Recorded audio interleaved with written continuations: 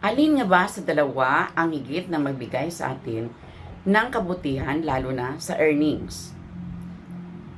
Ang short form video ba or long form video? Unahin natin ang Reels. Bagamat sa ngayon ang Reels ay pinayagan na ng any length, any format, we can have less than 15 seconds and more than 90 seconds.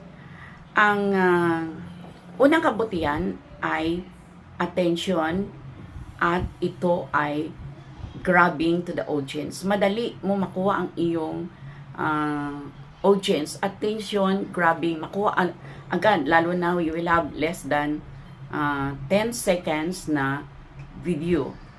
At ito talaga ay madalian lang.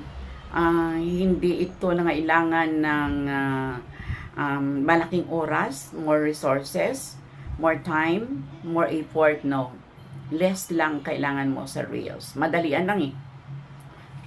Ang hindi naman kabutihan ay ayon ito kay Sir Mita, hindi lang ayon sa akin na there will be less monetization opportunity. Oo, kasi ang Reels ay hindi natin mabigyan ng malalim na paliwanag or deep discussion of our content. Kaya ang karamihan ay hindi nakuha ang gusto natin due to limited time. Yan ang Reels na short form. Ano naman ang long form video? Ang long form video, before this bagong update ni Meta, it is defined as a video that is 3 minutes above. Yan, ikaw ay makapagpaliwanag ng malalim sa iyong audience. Ang kabutihan niyan, una ay there will be more monetization opportunities. Mas madali ang pagkaroon ng tawag dito ng earnings dahil kapag nagkaroon na tayo ng mga followers na nakuha natin sa pag-content, talagang subaybayan nila tayo, hanapin nila tayo palagi. Ano pa ang kabutihan ng long form video? Tulad ng binanggit ko kanina, ay nabigyan natin ito ng malalim o malawak o kompleto na discussion. We can mention details, data, and other important na mga data na datos na kailangan nating isuporta or magbigay tayo ng halimbawa. Tungkol yan sa long form video. Ano naman ang di kabutihan ng long form video? Una ay it will involve more time, more resources, and more effort to the creator. Kailangan mo ang hindi lang maikling panahon sa pag-prepare, ay you need enough time. Isa pa na hindi kabutihan ay viewers commitment. Kapag long form video tayo, ang iba kasi ay gusto lang nilang manood ng short form video.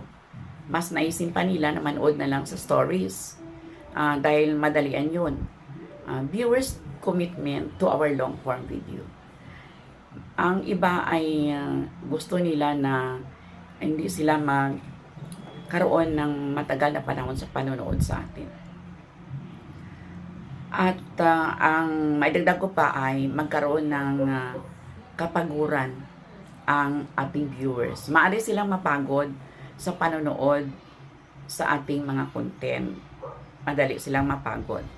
Ngunit kung talagang interesting ang content natin, kahit ito ay masyadong mahaba, panoorin pa rin nila tayo. So, ito muna ang aking discussion on comparison of the long form video known as Reels and ngayon isa lang tawag short form at long form long form video at saka short form video ay sa bagong updates, pwede na siyang i-classify na Reels. Kung mayroon kayong natutunan sa aking karanasan, maaari lang hiniling ko na inyong ibahagi ang video na ito sa iba dahil ang karanasan ko ay maging karanasan nyo na rin. Please like, comment, and share my long form video. I am your teacher na vlogger pa. Live and alive, alert, awake, and enthusiastic. Somewhere here in Life is Here, Davao City. Mabuhay, magandang buhay, mabuting tao. Mabuhay, mabuting tao, magandang buhay. Long live, good person, good life. Long live, good life, good person, you. Signing off, Teacher Bing, Erlinda Bing, Basilio Rindon. Thank you for watching. Until my next vlog, mabuhay!